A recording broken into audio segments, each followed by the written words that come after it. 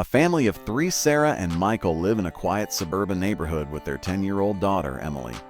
Their marriage is strained, filled with unspoken resentments. Emily often acts out, saying she feels someone else is raising her too.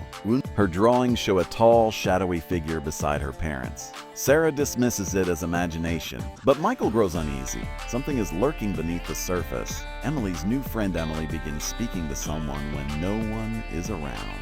She calls this figure her other parent, who comforts her at night. Sarah assumes it's an imaginary friend caused by tension at home, but Michael notices toys and books moving on their own. Emily insists her third parent is real and loves her more.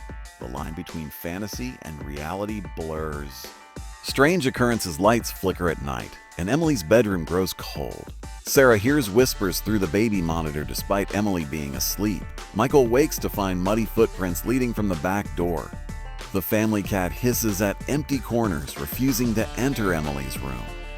The tension between Sarah and Michael deepens, each blaming the other, but both fear something beyond their control. The parent in the mirror, Emily, draws another picture of her third parent.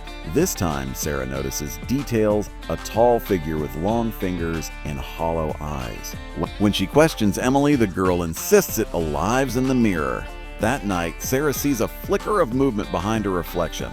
Her stomach twists with fear as the mirror warps slightly. The third parent is watching. The therapist's advice desperate, Sarah takes Emily to a child psychologist. The therapist suggests Emily is manifesting stress through imagination. But during the session, Emily suddenly freezes. Her voice deepens and she whispers, "I like this room." The therapist recoils, shaken, but dismisses it as role play. Sarah leaves, but doubt lingers in her mind.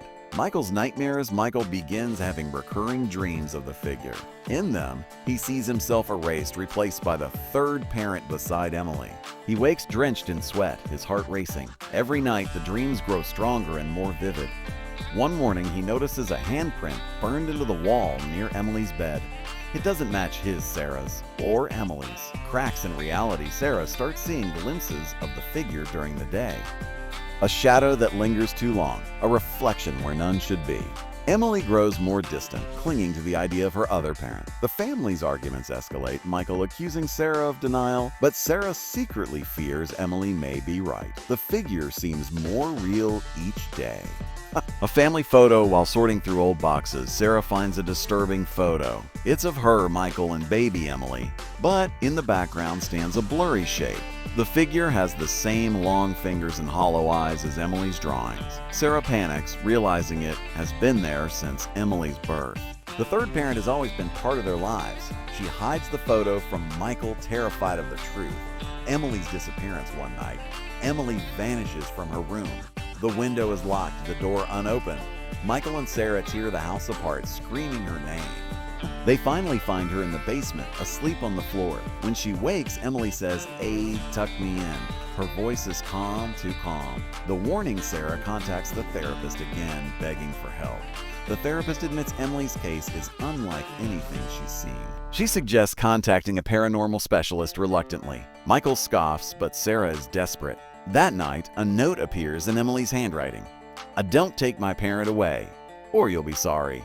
The paranormal expert the family meets, Dr. Harker, an investigator of supernatural phenomena. He explains the concept of a thought forms, entities created by trauma or neglect. He warns that Emily may have conjured the third parent into existence, but now it feeds on attention and love, growing stronger. Michael resists believing, but Sarah feels the truth in her gut. Harker insists they must act before it replaces them completely. The entity revealed using cameras. Harker sets up an overnight watch. At 3 a.m., a figure appears on film standing over Emily's bed. It caresses her hair while she sleeps, then turns to stare at the camera. Its face is featureless, but its presence is suffocating. Michael finally believes, horrified at what he sees. The third parent is no longer hiding. The possession, Emily, begins to change, her eyes darker, her smile unnatural. She calls Sarah and Michael by their first names, rejecting them as parents. Her drawings now show the family with the third parent in place of Michael. Michael loses his temper, yelling at Emily. The house shakes violently, windows shattering. The third parent is defending its child. The dissent, Sarah begs Michael not to provoke it again. But Michael grows obsessed, determined to fight the entity. He researches old rituals, losing sleep and growing paranoid. Emily begins calling the figure of mommy and daddy together. Sarah realizes the entity doesn't want to replace one parent, it wants to merge them into itself. The basement ritual, Michael attempts a ritual in the basement, drawing circles of salt. Emily screams, thrashing violently as if in pain. The third parent manifests, pulling Michael toward the shadows. Sarah rushes in, dragging him back just in time. But Michael is left scarred, half his face pale and burned. The entity is getting stronger and angrier. The breaking point, the family fractures under the strain. Michael insists on destroying Emily's bond with the entity by force. Sarah, torn, fears this will kill Emily. Emily whispers constantly to the figure, ignoring her parents. At dinner, she looks at Michael and calmly says, "You're not my daddy anymore." The final stand, Harker returns with a desperate plan: cut off the entity by making Emily choose. They set up a confrontation in the living room, mirrors covered in sheets. The third parent manifests, towering over them. Emily stands between the entity and her real parents. Michael pleads with her to remember their love. The house trembles as Emily hesitates. Emily's choice, the entity whispers to Emily, promising she'll never feel alone. Sarah breaks down, begging Emily to choose her family. Emily cries, torn between comfort and reality. Finally, she screams, "I only need two parents." The entity shrieks in rage, its form unraveling. The house collapses in on itself as it vanishes. Picking up the pieces, Emily collapses unconscious but alive. Michael and Sarah hold her, realizing how close they came to losing everything. Harker warns them the entity may never be gone completely. They must rebuild trust as a family to keep it from returning. Emily wakes, asking if they're safe now. Sarah promises they are, but her eyes flicker with doubt. A chilling ending months later, the family seems healed. Emily laughs again, the house filled with warmth. But one night, Sarah tucks Emily into bed. In the mirror, a tall figure stands behind her reflection, smiling.